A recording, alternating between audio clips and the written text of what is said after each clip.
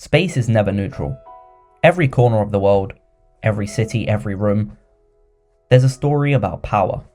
But to understand how space shapes power, we need to examine its production and historical context. Henri Lefebvre's groundbreaking work reminds us that space isn't just something we exist within, it's something we create, often with profound socio-political consequences. Lefebvre describes space in three interconnected ways. First, there's perceived space, then there's conceived space, and finally there's the lived space. Perceived space is the physical, tangible environment we move through daily, the roads, the parks, and your own homes.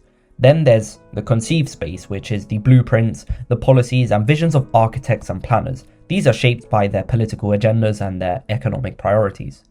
And the lived space is the personal emotional experience attached to those spaces. It's shaped by your identity and your lived realities. For example, a public square for a government might represent civic order, a symbol of pride and control. For a protester, it's a battleground for freedom. But for a homeless person, it's a site of survival, but also of exclusion. These same physical spaces hold different meanings depending on the power structures that produce and inhabit it. These dynamics are not incidental. The production of space is a deliberate act of shaping power and control, one deeply entwined with colonial histories and modern inequalities. Colonialism's spatial legacies are stark. In Algeria, French urban planning was explicitly designed to separate colonizers from the colonized, with wide boulevards for Europeans and overcrowded qasbas for native Algerians. These divisions enforce spatial hierarchies, with perceived and conceived spaces serving as tools of domination.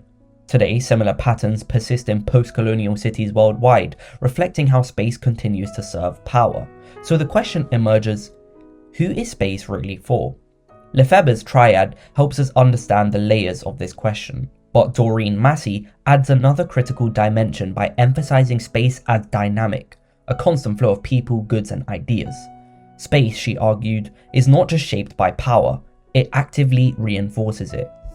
Massey's concept of power geometries highlights how movement and control intersect in spatial dynamics. Not all flows are equal. Some people have the power to move freely, to cross borders, and to access resources. Others are confined, their movement restricted by walls, checkpoints, or economic barriers. Cities like London and Tokyo exemplify this disparity. For the wealthy, they're hubs of opportunity, but for the homeless or the working class or migrants, they are spaces of surveillance, exclusion, and precarity. Colonial histories also shape these flows. For instance, migrant workers from former colonies often find themselves relegated to precarious labor markets and segregated housing in global cities, mirroring the spatial hierarchies established during colonial rule. Massey's insight is simple but profound. Space reflects power, but it also reinforces it. The ability to move through space, to shape it and access it, is always tied to who holds power in society. If we use intersectionality, we can deepen this analysis. Movement and access are not just about wealth, but also about race, gender, and other identities. Women, for instance, may face harassment or violence in public spaces, effectively limiting their access. In many cities, racialized policing disproportionately confines people of color to marginalized areas or criminalizes their presence in affluent ones. These dynamics illustrate how spatial power is not monolithic, but operates across intersecting axes of oppression. Robert Sack talks about territoriality. It's another tool in this dynamic. Territoriality defines who belongs and who doesn't, from military checkpoints to gated communities. In Palestine, for example, this is clear, very clear. Separation barriers, restricted access zones, and checkpoints turn the land itself into a tool of control. But territoriality doesn't have to be as overt as a wall. It can be subtle, like park benches designed to deter sleeping or private security patrolling public spaces, reinforcing invisible boundaries that create exclusion. These tools are not neutral. They actively enforce inequality, shaping not only physical spaces, but also social and economic hierarchies. For instance, hostile architecture in cities like London, from anti-homeless spikes to sloped bus stops, reflect a deliberate effort to exclude marginalized populations. By shaping who can access space and how they can use it, territoriality becomes a mechanism of social control. This brings us to the crux of Massey's argument. Space is not static. It's a battleground where power is negotiated, contested, and enforced. And when this power becomes too centralized, too uneven, it shapes not just the built environment, but the very fabric of inequality itself. Space, however, is not merely a tool of oppression. It's also a site of resistance. Henri Lefebvre believed that reclaiming and reimagining space was a fundamental way to challenge the systems that oppress us.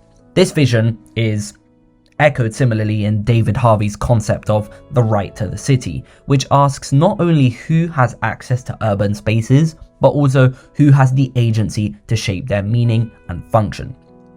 The right to the city extends beyond physical access. It's about reclaiming power over the processes that produce space.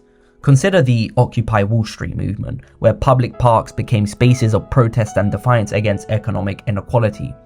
For a time, these parks were transformed from symbols of civic order to arenas of resistance, subverting their intended purposes. Similarly, Tahrir Square during the Arab Spring became more than a public space. It became a symbol of revolution, where lived experiences clashed with state-enforced territoriality. Even quieter acts of resistance can reimagine space. Community gardens reclaim land from developers and corporate interests, fostering collective ownership and environmental stewardship. Street art and graffiti transforms walls dominated by corporate advertisements into canvases of political critique and cultural expression, like Banksy, which you can find all over London. Indigenous movements from the Zapatistas in Mexico reclaim ancestral lands, turning them into symbols of autonomy and defiance against neoliberalism. These acts illustrate Lefebvre's belief that the power to shape space is central to the struggle for justice. Despite its liberatory potential, the struggle over space remains fraught with challenges. Resistant movements often face violent repression as states and corporations seek to maintain control over strategic or symbolic spaces. The aftermath of Tahrir Square, for example, saw Egypt's authoritarian regime reassert control, turning a site of revolution into a reminder of its limitations. Similarly, the gentrification of neighborhoods, once reclaimed by marginalized communities, often erodes their victories as capital reinserts itself into the production of space. This dynamic underscores the need for deeper reflection on the nature of spatial resistance. David Harvey's vision of the right to the city calls for systemic change, not just reclaiming individual spaces, but transforming the structures that produce inequality.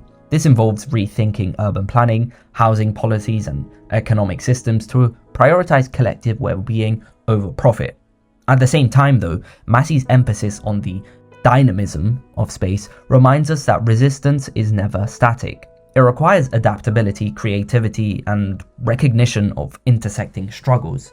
For example, the Black Lives Matter movement hasn't just reclaimed streets as spaces of protest, but has also highlighted how racialized policing and systemic inequality shape the very geography of cities.